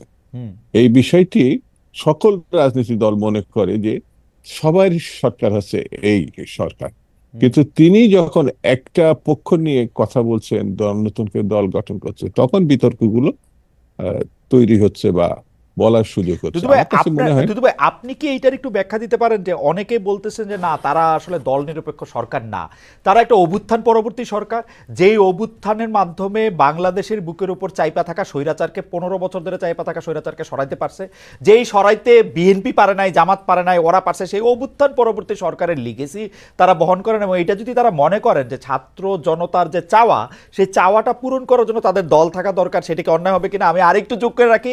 আমি কিন্তু মনে করি এদের সরকারে থাকা উচিত না, এদের রাজনীতি খুবই করা উচিত। আমি এই মুহূর্তে মনে করি যে পারলে এখন নির্বাচন দিয়ে তাদের রাজনীতি করা উচিত, তাদের আসলে সরকার করা উচিত না। আমিও তাদের থেকে একটা দল প্রত্যাশা করি দুদু ভাই, না না না, সরকারটা এটা আপনি প্রত্যাশা, সরকার এটা প্রত্যাশা করি নিশ্চয়ই না। আপনি এটা নিশ্চয়ই আপনি মনে করতে পারেন এবং আপনার সঙ্গে আমি দ্বিমতও করছি না। আজকের সময় আর 6 মিনিট আছে, এই জন্য এটা না, আমরা একটু আর সময় একটু বাড়ায় নিব দুদু ভাই, আপনি বলেন, আমরা একটু আজকে না না একটু বাড়াই। আর আর সময় থাকলে এটা সাধারণত জি, আমি ব্যাখ্যা করে বোঝাতে পারতাম। জি, তারা দল করবে না, এটা ঠিক না। হুম, যে কেউ দল করার অধিকার আছে, দল করবে। এবং আজকে প্রথম এটা হচ্ছে এমনও না, হুম, এটা স্বাধীনতার পরে পরে অনেক তরুণ আহ, যে জাসদ গঠন করেছিল। হুম, রাজনীতির সঙ্গে ডিফার থাকতে পারে, লক্ষ্য সম্বন্ধে ভিন্ন মত থাকতে পারে, কিন্তু কেউ দল করবে না এটা তো ভাবা বা চিন্তা করা ঠিক হবে না। গণতান্ত্রিক বোধ থেকে হুম, এটা আপনাকে সমর্থন করতে হবে। তারা কতটা কামিয়াব হবে হুম, হুম, বা কতটা সফল হবে সেটা সময় নির্ধারণ করে দিবে। কিন্তু এখন যারা দল করতে চাচ্ছে, যে অবস্থায় করতে চাচ্ছে, আর আপনি বললেন না, এটা আমি আগেও বলেছি যে বৈষম্য বিরোধী ছাত্র আন্দোলন একটা ছাতার মতো ছিল, তার নিচে প্রায় 28টা 29টা ছাত্র সংগঠন ছিল। এই যেমন এখন যারা বৈষম্য বিরোধী বলে যারা আছে, একটা ছাত্র সংগঠন করেছে, এর থেকে প্রায় 28টা সংগঠন বেরিয়ে গেছে। এবং এরও কৃতিত্ব হচ্ছে ডক্টর মোহাম্মদ ইউনূসের। আমার কাছে মনে হয়েছে, আমি ছাত্র রাজনীতি করতাম একসময়, উনি যখন সর্বশেষ বৈষম্য বিরোধীদের সঙ্গে বসেছিলেন, তখন ওই ছাত্র সংগঠনগুলোকে ডাকেননি ডক্টর মোহাম্মদ ইউনূস। শুধু বৈষম্য বিরোধী মানে খালি সমন্বয়কদের তিনি মনে করেছেন তারা হচ্ছে মূল ফ্যাক্টর। এবং এই সমন্বয়ক অধিকাংশ ছিল ছাত্রলীগ অথবা শিবির। ছাত্রলীগের ভিতর থেকে মানে ছায়া মতো হয়েছিল, হুম, যেই ছাত্রলীগ পালিয়েছে তারা এখন আবার মানে ছায়া থেকে রূপ ধারণ করেছে, এটা আমার কাছে মনে হয়েছে। হুম, তো করতেই পারে, এবং বৈষম্য বিরোধী একটা ছাত্র সংগঠন হতেও পারে, তারা আবার একটা রাজনৈতিক দলও গঠন করতে পারে। হুম, আমার কাছে মনে হয়েছে তারা রাজনীতির দল গঠন করলে, নির্বাচনে তারা জয়লাভ করলে, তারা তো নিজেরাই সরকার গঠন করবে। কিন্তু ডক্টর মোহাম্মদ ইউনূস শুধু একটা পক্ষকে সমর্থন দিবে, উৎসাহিত করবে। তাহলে ওনারও উচিত ছিল যে বিএনপি সম্বন্ধে মন্তব্য করা, বিএনপির প্রতিনিধি নিয়ে গিয়ে নিউ ইয়র্কে যাওয়া, বা ওই শুধু মাস্টার মাইন্ডকে নিয়ে যাবে এক মাসের মধ্যে ঘটনা। আমি একটা বলি এই কথাটা, এক মাসের মধ্যে যদি সরকার পতন হয় তাহলে 6 মাস কেন লাগবে বাজার নিয়ন্ত্রণ করতে, আইন শৃঙ্খলা পরিস্থিতি ঠিক করতে? 6 মাস কেন লাগবে বাংলাদেশকে গণতন্ত্র উত্তরণের জন্য? বিএনপির লোকজন চাঁদা তুলতেছে, সেই জন্য পারতেছে না। এবং বিএনপি স্পষ্ট ঘোষণা দেওয়ার পরে যদি পুলিশ তাদের না ধরে, সেনাবাহিনী না ধরে, তাহলে বুঝতে হবে যে সেনাবাহিনী এবং পুলিশই বিএনপির নামে এই চাঁদা করছে। এবং ডক্টর মোহাম্মদ ইউনূসের তো নেটওয়ার্ক খুব ভালো, মানে গ্রামীণ ব্যাংক, তো গ্রামীণ ব্যাংকের লোক এই চাঁদাবাজি করছে, এবং অন্যান্য দলকে তিনি যা সাপোর্ট করছে তারা এই চাঁদাবাজি করছে। কারণ আমরা স্পষ্ট করে বলে দিছি না, আপনারা বলছেন কিন্তু তৃণমূল থেকে আমরা যাদেরকে দেখতে পাচ্ছি, যারা এখন হর্তাকর্তা বিধাতা হয়ে বসে আছেন, তারা আসলে বিএনপি করেন। না, এটা আমাকে বলতে না দিলে আমি না, প্লিজ বলেন। আমার দুইটা প্রশ্ন ছিল, সেজন্য আমি একটু এই জন্য আমি অনেক টেলিভিশন ছেড়ে দিচ্ছি যে আমার আপনি শেষ করেন প্লিজ। সরি। সেটা হচ্ছে এই, আপনি দেখতে পাচ্ছেন, ডক্টর মোহাম্মদ ইউনূস দেখতে পাচ্ছেন, পত্রিকা দেখতে পাচ্ছে, সরকার দেখতে পাচ্ছেন। ওয়াই? ডিজিডিএফআই, এনএসআই, এসবি, এদের যে নেটওয়ার্ক, সরকারি যে নেটওয়ার্ক, তার মানে এই কথাটা বলার জন্য, এই পরিস্থিতির তৈরি করার জন্য তারা যে নেটওয়ার্ক করছে। যেমন আপনি মিস্টার খালিদ, বড় বড় ব্যাংক দখল হয়ে গেছে, যেটা কামাল ভাই বললেন, বড় বড় প্রতিষ্ঠান দখল হয়েছে, কিন্তু আপনি একবারের জন্য তাদের নামও উচ্চারণ করেন, তাদের কথা বলেননি। ওই যে আপনি শুরুর আগে একটু কথা বললেন না, আগে আপনি হচ্ছে অন্যদের টাকা খাইছেন, এখন হচ্ছে অনেকে বলছে আপনি আওয়ামী লীগের মানে যে তহবিল পাচারে সেগুলো খাচ্ছেন। এই জিনিসগুলো বলা বলির ব্যাপার না, পরস্পরের বিরুদ্ধে কাকে কে ছোট করবে সেই প্রক্রিয়ারই অংশ হিসেবে আমার কাছে মনে হয়েছে আসল ঘটনাকে আড়াল করার জন্য ছোট ঘটনাকে সামনে এনে, এবং সেই ছোট ঘটনা তৈরি করা ঘটনা। আমি যদি মনে করি সবচেয়ে খারাপ সময়টা তো বিএনপির এখন, আপনার বক্তব্য অনুযায়ী বা অন্যদের বক্তব্য অনুযায়ী, এখনই তো, কালকে ইলেকশন দিলে তো বিএনপি সব পরাজিত হবে, জিতবে তো মানে বিএনপির বিপক্ষে শক্তি, সেই ইলেকশনেরও দেওয়ার কিন্তু তারা উদ্যোগ নেয় না। আমি এটা মনে করি না, এটা কামাল ভাই হয়তো মনে করেন, আমি মনে করি হচ্ছে আমার মনে করাটা আমি বলে নেই দুদু ভাই, আমি মনে করি বিএনপি নিরঙ্কুশ সংখ্যাগরিষ্ঠতা পাবে যদি এই মুহূর্তে নির্বাচন হয়। এটা আমার কাছে মনে হয় না যে বৈষম্য বিরোধী ছাত্র আন্দোলন বা বাকি সবাই মিলে এক হয়েও বিএনপির এই জয়যাত্রা ঠেকাইতে পারবে, এটা আমার মনে হয় না। জি কামাল ভাই, আপনি বলেন। শুনেন, এই যে ছাত্রদের দল করা না, আই স্ট্রংলি ডিফার, শব্দটা হবে তারুণ্য এবং যৌবনের দল। আপনি 21 বছর যদি লিমিট করে দেন যে ছাত্ররা এই হিসেবে দাঁড়াইতে পারবে, এইটা মানে ইট সিগনিফাইজ নাথিং। দেখেন, আপনি একটা এজ লিমিট করতে হবে, 28 তোর মানে আপনি তো 35 পর্যন্ত আপনি তরুণ, আপনি একটা এজ লিমিট দিতে হবে যে 28 এর পরে মানে বা এদের এই বয়সের যারা তরুণ এবং যুবক তারা একটা দল করতে পারে। আপনি 21 বছর পরে আপনার অনার্সই শেষ হয় নাই, এই সেশন জমে আপনি কিভাবে এমপিসি মানে ফাইট করবেন? গেল এটা। দেখেন, ছাত্রদের আমার যে পার্সোনাল ভিউটা না, ছাত্ররা সমাজে থাকবে স্ট্রাইকিং ফোর্স। বলেন এমপিসি ফাইট করতে হলে কি অনার্স পাস করে যেতে হবে? এটা কি? না, অনার্স পাস করতে হবে না। আমি বলছি যে 21 বছরের একটা, তার তো ইম্যাচুরিটি, অনার্স পাস এটার সাথে it is beside the point.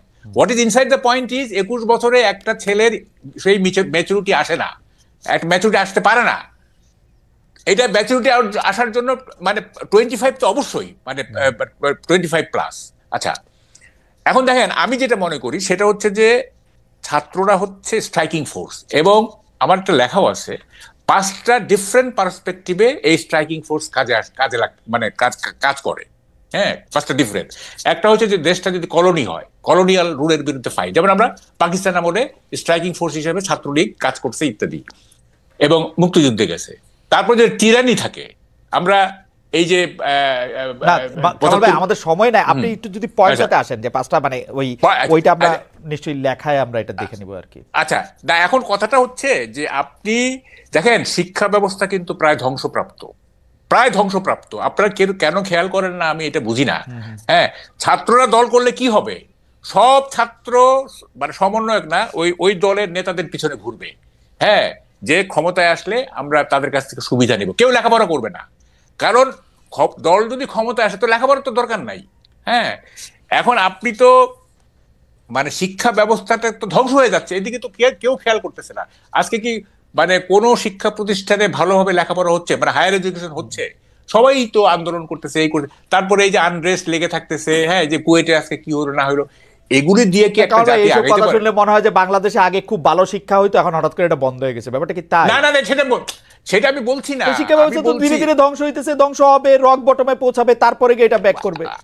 আমি বলি শুনেন, আমি টকশোগুলিতে বলতেছি যে শিক্ষা ব্যবস্থা দীপুমণি 40% ধ্বংস করে দিয়ে গেছে বিভিন্ন কারিকুলাম ইন্ট্রোডিউস করে, দীপুমণি। আর বাকি যে ছিল এগুলি এই যে রাজনৈতিক মানে টালমাটাল, এইখান দিয়ে অটোমেটিক্যালি এটা ধ্বংস হয়ে যাচ্ছে। এটা কেউ ধ্বংস করতেছে না, এইটা মানে ওটা কি বলে সেলফ ফাংশনিং হয়ে যাচ্ছে এটা। হ্যাঁ, দীপুমণি ধ্বংস করছে। দীপুমণির আগেও বাংলাদেশে শিক্ষা ব্যবস্থা নিয়ে আমার অনেক প্রশ্ন আছে, নকলের বন্যা হয়েছে শিক্ষা ব্যবস্থার মধ্যে থেকে, মাস্টাররা খাতার, যাই হোক। আপনি এখন যেটা বলতেছেন যে সমন্বয়কের ওটা, এটার সাথে আমি একমত। আমরা সমন্বয়কদের সম্পর্কে নানা ধরনের কথা শুনতে পাচ্ছি, নানা ধরনের ব্যাপারটা এটার মধ্যে আমরা এটা বুঝতে পারতেছি। আমি আপনার কাছে আবার একটু আসবো, আমি একটু জি শেষ করি। আমি ওই ছাত্রদের দল না, আপনারা বলেন যে তারুণ্য এবং যৌবনের দল, তাইলে জিনিসটা মানানসই হয়। এবং এটা ছাত্রদের বললে কি দাঁড়ায়, আপনি ইট কনোট সামথিং ডিফারেন্ট। ছাত্ররা হচ্ছে, আমরা তো সংস্কৃত ইয়ে পড়ে আসতেছি, ছাত্রনং অধ্যয়নং তপ, আপনি বলতেছেন ছাত্রনং অধ্যয়নং রাজনীতি, এটা তো হলো না, তাই না? আপনি এটা বলার ইয়েটার শব্দগুচ্ছটা পাল্টান, এটা তারুণ্য এবং যৌবনের দল। তাইলে হবে কি আপনি একটা এজ লিমিট করে দিলে, তাইলে ছাত্ররা লেখাপড়া করলো, তরুণ এবং যুবকরা একটা দল করে। এটা আপনি একটা পয়েন্ট বলছেন। আমরা একটু দুদুবের কাছে যাই, আমরা আর 5-7 মিনিটের মধ্যে থাকবো। দুদুবে, আপনি যদি 2-1 মিনিটের মধ্যে কথা শেষ করেন তাহলে আমাদের জন্য একটু সুবিধা হয়। আপনি ওই যে ডক্টর ইউনূসের নেতৃত্বের প্রতি এক ধরনের, আমি কি বলবো যে পক্ষপাতিত্ব, যারা এই বৈষম্য বিরোধী ছাত্র আন্দোলন আছেন তাদের মধ্যে, তাদের কেউ ছাত্রলীগ করতো বা কেউ শিবির করতো, আমরা কিন্তু নিজেরাও এর মধ্যে দেখতেছি সামাজিক যোগাযোগ মাধ্যমে জোর আলোচনা যে এটার মূল ক্রেডিট আসলে কার, এটা নিয়ে বিরাট গ্যাঞ্জাম, শিবিরের নাকি শিবির ছাড়া ছাত্রদের, কারা এটার মধ্যে থেকে আসবে সেটা নিয়ে অনেক আলোচনা। কিন্তু ছাত্রদলের কারো কথা তো এমনিও শুনি না। দুদু ভাই, ব্যাপারটা কি আসলে এরকম না যে ছাত্রলীগ বা শিবিরের লোক তো নিতেই হবে, কারণ আন্দোলন তো ওরাই করছে, ছাত্রদলের লোকেরা তো ছিল না আন্দোলনে? আপনি এটাকে কিভাবে দেখেন? মানে এইটা একরকম আলোচনা, আপনি আমার উপরে রাগ হয়েন না, মানে আলোচনাটা এরকম আর কি, যে ছাত্রদল ছিল না আসলে এই ইয়াটার মধ্যে, শিবিরই ছিল, ছাত্রলীগই ছিল। 448 জন শহীদ হচ্ছে ছাত্রদল এবং বিএনপির, 448 জন। আমরা দাবি করেছিলাম যে শিবিরের কতজন শহীদ হয়েছে তারা একটা লিস্ট দিতে পারে, আমরা লিস্ট দিয়েছি, ছাত্র দলের পক্ষ থেকে বিএনপির পক্ষ থেকে লিস্ট দেওয়া হয়েছে। আপনি তো একজন সাংবাদিক এবং তথ্য অনুসন্ধানকারী, এই শব্দটা আপনি উচ্চারণ করে না করে বিএনপি বা ছাত্র দলের কতজন ধরে প্রশ্ন করলেন, তো শিবিরের এতজন ছিল, এই কথাটা যদি আপনি বলতে পারতেন যে আপনি 400 বা 450 ছিলেন, কিন্তু প্রায় 1000-এর ঊর্ধ্বে ছিল শিবির, তো আপনারা তো তাহলে নিচে পড়ে যান, তো এই কথা বলতে পারতেন। কিন্তু সেটা না বলে শিবিরকে প্রশংসা করলেন, ছাত্রলীগকেও এক ধরনের প্রশংসা করছেন। তো এটা করতে পারেন, এটা উপস্থাপক হিসাবে এর দায়িত্ব আপনার আছে, আর শোনার অধিকারও তো আমার আছে, কিন্তু বাস্তবতা তো এড়িয়ে যাওয়ার কোনো সুযোগ নাই। সেই জন্যে আগামী দিনগুলো যত চলতে থাকবে তত জানা যাবে যে 1 মাসের থেকেও 16 বছরের ঘটনা একটা ছিল। সেই 16 বছরের ঘটনার মধ্যে যেসব বিষয়গুলো ছিল তারই পরিপূরক হচ্ছে 1 মাস। অর্থাৎ বিয়ে করলেই সন্তান হয় না, 1 মাসের মধ্যেও হয় না, 9 মাস অন্তত পক্ষে একটা ঘটনা থাকে, ডাক্তার থাকে, উদ্যোগ থাকে, কষ্ট থাকে, বেদনা থাকে। নার্স কখনো মা হয় না, তো নার্সের বা সেবিকার আমরা প্রধান করে ফেলেছি। ওকে দুদু ভাই, একটা শেষ প্রশ্ন, মানে আমাদের টাইম, সেটা হলো যে তিস্তা নদী বাঁচাতে যে বিএনপির উত্তরবঙ্গে বিশাল অবস্থান কর্মসূচি, এর কূটনৈতিক মূল্য আপনি কি দেখছেন? আপনি যদি একটু 30 সেকেন্ডে বলেন আপনার এই কথার সাথে এটা বইলা ভারত আসলে এটা থেকে কোনো চাপ অনুভব করছে কিনা, মানে মানে লক্ষণটা কি, এটাও যদি একটু আমাদের একটু বলেন। না, এখনো আন্দোলন তো চলমান, এবং আন্দোলন চলাকালীন সময়ে আন্দোলনকে বাধাগ্রস্ত করার জন্য আমার মনে হয়েছে যে ভারত পানি ছেড়ে দিয়েছে। ওকে, সেই পানিটা অনেক ক্ষতি ক্ষতি করছে। আর এই দেশে মৌলানা ভাসানী, ফারাক্কা মিছিল, অথবা পানির জন্য, পদ্মা পানির জন্য জিয়া রহমানের জাতিসংঘে যাওয়া, অর্থাৎ কূটনৈতিক ঘটনা মধ্য দিয়ে কিন্তু পদ্মাতে কিছু আমরা পেয়েছিলাম। এখনো প্রত্যাশা করি যে চাপ প্রয়োগ ছাড়া ভারতের কাছ থেকে, কারণ 16 বছর তাদের প্রশংসা করে পাওয়া যায়নি, আগামী দিনে চাপ এবং সমন্বিত উদ্যোগ ছাড়া তিস্তা রক্ষা করা বা কৃষি রক্ষা করা বা মানব জাতির রক্ষা করা কঠিন হবে বলে আমার কাছে মনে হয়েছে। দুদু ভাই আপনাকে ধন্যবাদ। আমি শেষ প্রশ্ন 1 মিনিটের জন্য মাহবুব কামাল ভাই আপনি আসতে চাই, যে আপনি একটা টকশোতে সম্প্রতি বলেছেন যে আওয়ামী লীগের মোরাল ভেঙে গেছে। এটা আমি প্রায়ই বলি, কিন্তু আমরা সোশ্যাল মিডিয়ায় যতটা দেখছি দলটির শীর্ষ থেকে তৃণমূলস্থল কারোর মধ্যেই কোনো অনুশোচনা নেই। তাদের মধ্যে সোশ্যাল মিডিয়াতে তারা অনেক বেশি অ্যাক্টিভও, তারা জাস্টিফাই করছে জুলাই আগস্টের পুরো ঘটনা, অথবা বলতে চাচ্ছে এটা আন্তর্জাতিক ষড়যন্ত্রের অংশ। আপনি এটাকে আসলে কিভাবে দেখেন, তাদের এই জায়গাটার আপনার বিশ্লেষণ বা মূল্যায়ন কি? এটা একটু পণ্ডিতি করি, সেটা হলো যে অক্টোবিও পাস, হ্যাঁ, এই যে ল্যাটিন আমেরিকার উনি বলছেন, উনি লেফটিস্ট ছিলেন, উনি বলছেন যে I had never seen a single leftist who has admitted that he had done a mistake. যে আমি একজন বামপন্থীও দেখি নাই যে স্বীকার করছে সে কখন ভুল করছে। আমাদের দেশের শুধু বামপন্থী না, আমাদের দেশের কেউই স্বীকার করতে চায় না, যে কারণে এখানে সাউথ আফ্রিকার মতো ট্রুথ অ্যান্ড রিকনসিলিয়েশন হচ্ছে না। এখানে কেউই ভুল স্বীকার করতে চায় না, নাইদার আওয়ামী লীগ নর বিএনপি নর জামাত, কেউই ভুল স্বীকার করতে চায় না। এটা একটা ভয়ঙ্কর সোসাইটি হয়ে গেছে। হ্যাঁ, সাউথ আফ্রিকা দেখে দীর্ঘদিনের সেটা নেলসন ম্যান্ডেলা কিভাবে ট্রুথ অ্যান্ড রিকনসিলিয়েশনের মাধ্যমে ঠিক করে ফেললো। আমরা কেউই আমরা স্বীকার করবো না ফোর্থ অ্যামেন্ডমেন্ট ভালো, এটা যে ভুল ছিল কেউ স্বীকার করবো না। তারপরে কি বলে যে 2001 থেকে 2005 যে মিসরুল হয়েছে, মাইনরিটি ক্লিনজিং হয়েছে, কেউ ভুল স্বীকার করবো না। জামাতে 71-এ তারা মানে তাদের রোলটাতে মানে কি বলে যে আমাদের স্বাধীনতা কেউই ভুল স্বীকার করতে চায় না। অথচ ভুল স্বীকার হচ্ছে মানে ঐকমত্যের একটা প্রধান ভিত্তি এবং সামনে এগিয়ে যাওয়ার একটা প্রেরণা। সেইটা আমাদের দেশের পলিটিক্যাল পার্টিগুলো জানে না, সেই কারণে আওয়ামী লীগ ভুল স্বীকার করতেছে না। আমরাও ভুল স্বীকার করি না কামাল ভাই। আমরা যে 15 বছর এক ধরনের এমবেডেড জার্নালিজম করলাম, আমরা কয়জন,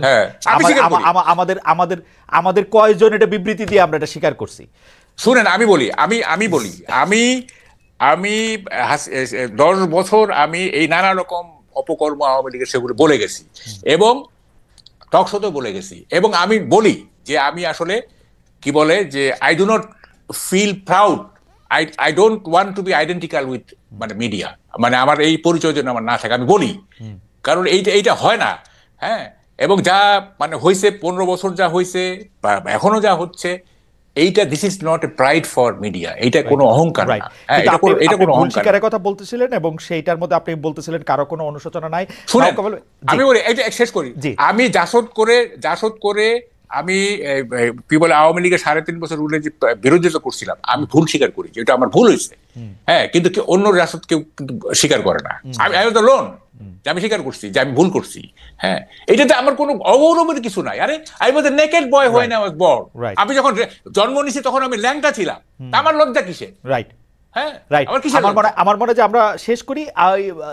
দুদু ভাই, ভুল স্বীকার প্রসঙ্গে আপনি কি একটু 20 সেকেন্ড 30 সেকেন্ড কোনো কিছু একটু বলবেন, যে আসলে আমরা কেউই যে আমাদের জায়গা থেকে নিজেদের ভুলগুলি দেখতে পাই না? হ্যাঁ, এটা তো আত্মশুদ্ধি, শুধু ভুল না, আত্মশুদ্ধিরও একটা ব্যাপার আছে।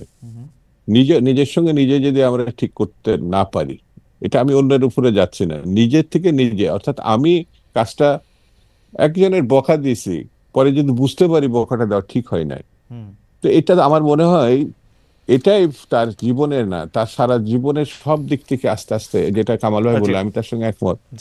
তো আসলে আমাদের পরিশুদ্ধ হতে হবে, এছাড়া কোনো পথ নেই, এটা আমার কাছে মনে হয়েছে। জনাব শামসুজ্জামান দুদু, জনাব মাহবুব কামাল, আপনাদের দুজনকে অনেক ধন্যবাদ। দর্শক, আমরা আজকের অনুষ্ঠান এখানেই শেষ করছি। নিশ্চয়ই পরের অনুষ্ঠানে আমরা অন্য অতিথিদের নিয়ে আসবো। সেই পর্যন্ত আপনাদের অনেক অনেক ধন্যবাদ।